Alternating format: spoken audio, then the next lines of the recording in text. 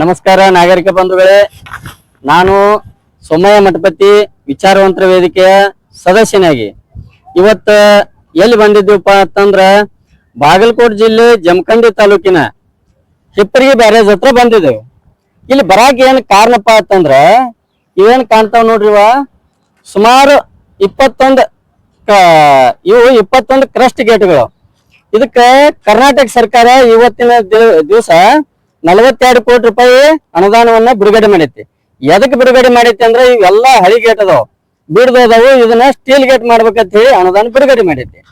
ಈ ಬಿಡುಗಡೆ ಅನುದಾನ ಆದದ್ದ ಗೇಟ್ ಬದಲಾಯಿಸೋಕ್ಕಿಂತ ಹೆಚ್ಚ ಕ್ರೆಡಿಟ್ಗೋಸ್ಕರ ಬಡದಾಡ್ಲಕ್ಕಿತ್ತಾರ. ಆದ್ರೆ ಕ್ರೆಡಿಟ್ ತಗೊಳಕಂತ ವ್ಯಕ್ತಿಗಳು ಯಾರ್ಯಾರು ಇದ್ರೆ ಸ್ವಲ್ಪ ವಿಚಾರ ಮಾಡಿದಾರ. ಮೊದಲನೇದಾಗಿ ತೇರದಾಳ ಮತಕ್ಷೇತ್ರದ ಶಾಸಕರಾದಂತ ಸಿದ್ದು ಸೌದಿ, ಸ್ವಲ್ಪ ನೋಡ್ರಿ ಈ ಕಡೆಯವ್ರೆ.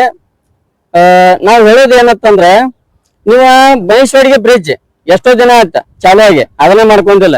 ನಿಮ್ಮಲ್ಲಿ ಬನಟ್ಟಿ ದೊಡ್ಡ ಸಿಟಿ ತಾಲೂಕ್ ಆಗೈತಿ, ಸ್ವಲ್ಪ ಏನ್ರಿ ಸುಧಾರಣೆ ಮಾಡಿರಿ? ಏನೂ ಇಲ್ಲ. ನಿಮ್ಮ ಕ್ಷೇತ್ರದಾಗ ನೀವೇ ಸುಧಾರಣೆ ಮಾಡಿದ್ರಿ. ಇದು ಯಾವ ಕ್ಷೇತ್ರ ನೀವ್ ಅರ್ಥ ಮಾಡ್ಕೋರಿ, ನಾವ್ ಹೇಳಕ್ ಬರೋದಿಲ್ಲ.